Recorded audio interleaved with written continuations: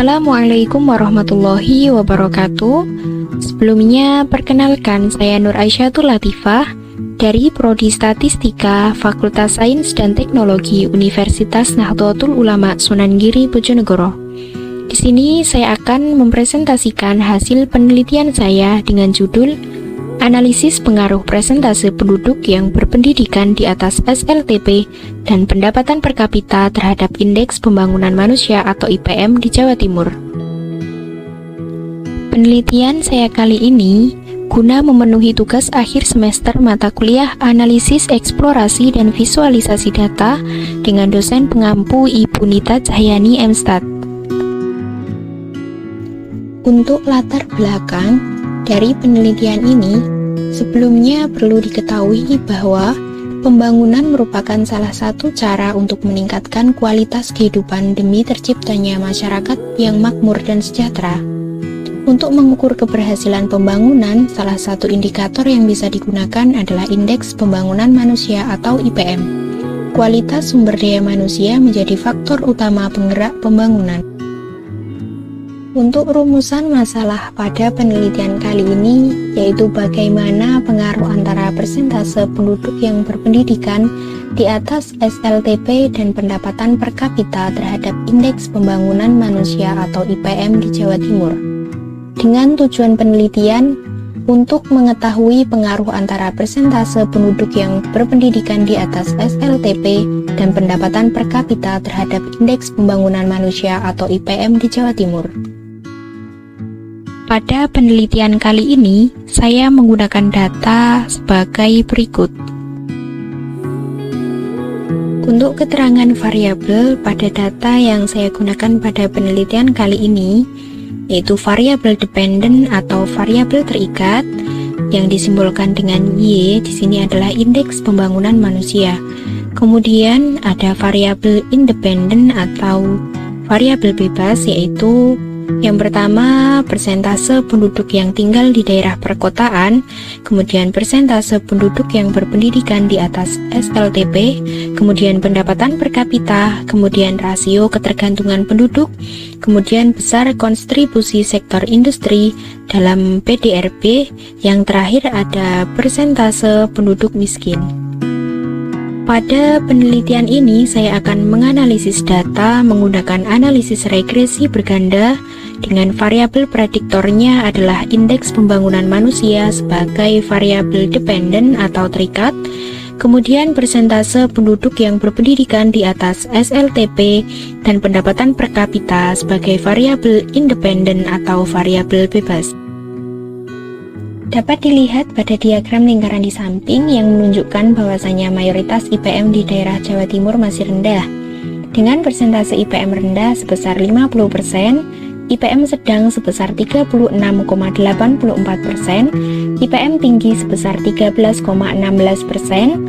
Dengan klasifikasi, IPM dikatakan rendah apabila nilai IPM lebih kecil dari 70. Kemudian IPM dikatakan sedang apabila nilai IPM lebih besar sama dengan 70 dan lebih kecil sama dengan 75. Kemudian IPM dikatakan tinggi apabila nilai IPM lebih besar dari 75. Kemudian kita masuk pada analisis data. Di sini menggunakan analisis regresi berganda. Berikut adalah hasil output SPSS dari data yang diperoleh. Di sini ada tabel model summary. Di sini dilihat adalah pada nilai R-square. Nilai R-square pada hasil ini menunjukkan nilai sebesar 0,835 atau 83,5%. Nilai ini mengandung arti bahwa pengaruh untuk persentase penduduk yang berpendidikan di atas SLTP dan pendapatan per kapita terhadap Indeks Pembangunan Manusia atau IPM adalah sebesar 83,5%, kemudian sisanya dipengaruhi oleh variabel lain di luar model. Kemudian ada output yang kedua, yaitu tabel ANOVA. Perlu diketahui bahwa hasil dari ANOVA digunakan untuk mengetahui pengaruh variabel independen secara bersamaan dan serentak atau simultan terhadap variabel dependen. Dari hasil output ini dapat dilihat bahwa nilai signifikansi sebesar 0,000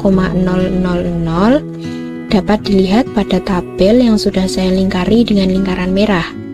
Nilainya jika dibanding dengan tingkat alfa yaitu 0,05 maka lebih kecil, sehingga dapat dikatakan bahwa terdapat pengaruh pendapatan per kapita dan persentase penduduk yang berpendidikan di atas SLTP secara bersama-sama dan serentak atau simultan terhadap Indeks Pembangunan Manusia atau IPM. Kemudian ada output yang ketiga yaitu tabel koefisien. Perlu diketahui bahwa hasil dari koefisien digunakan untuk mengetahui persamaan regresi dan pengaruh antara variabel independen terhadap variabel dependen secara parsial atau sendiri-sendiri. Untuk rumus persamaan regresi linear berganda, di mana Y sama dengan alfa ditambah beta 1 X1 ditambah beta 2 X2. Pada tabel dapat dilihat konstan merupakan nilai alfa, sedangkan untuk persentase penduduk yang berpendidikan di atas SLTP dan pendapatan per kapita adalah koefisien regresi dari masing-masing variabel bebas atau beta 1 dan beta 2 dalam persamaan regresi linear. Jadi dari hasil output koefisien didapatkan model regresi di mana Y sama dengan 56,284 ditambah 0,386 X1 dikurangi 0,010 X2.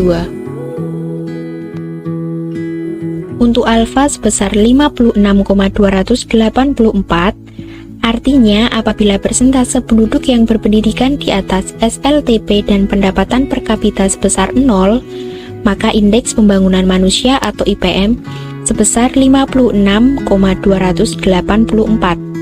Untuk beta 1 sama dengan 0,386, artinya dengan asumsi pendapatan per kapita bernilai tetap atau tidak berubah, maka setiap peningkatan persentase penduduk yang berpendidikan di atas SLTP sebesar 1 satuan akan meningkatkan Indeks Pembangunan Manusia sebesar 0,386.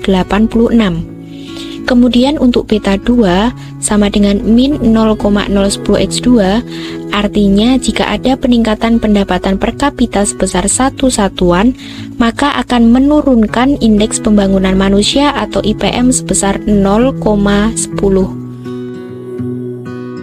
Berdasarkan hasil penelitian pengaruh persentase penduduk yang berpendidikan di atas SLTP dan pendapatan per kapita terhadap Indeks Pembangunan Manusia atau IPM di Jawa Timur, maka dapat disimpulkan bahwa persentase penduduk yang berpendidikan di atas SLTP dan pendapatan per kapita berpengaruh terhadap Indeks Pembangunan Manusia atau IPM sebesar 83,5%. Kemudian persentase penduduk yang berpendidikan di atas SLTP dan pendapatan per kapita berpengaruh signifikan terhadap Indeks Pembangunan Manusia atau IPM di Jawa Timur, dan didapatkan model regresi di mana Y sama dengan 56,284 ditambah 0,386 X1 dikurangi 0,010 X2. Terima kasih disampaikan, semoga bermanfaat. Mohon maaf apabila ada kesalahan baik disengaja maupun tidak disengaja. Wassalamualaikum warahmatullahi wabarakatuh.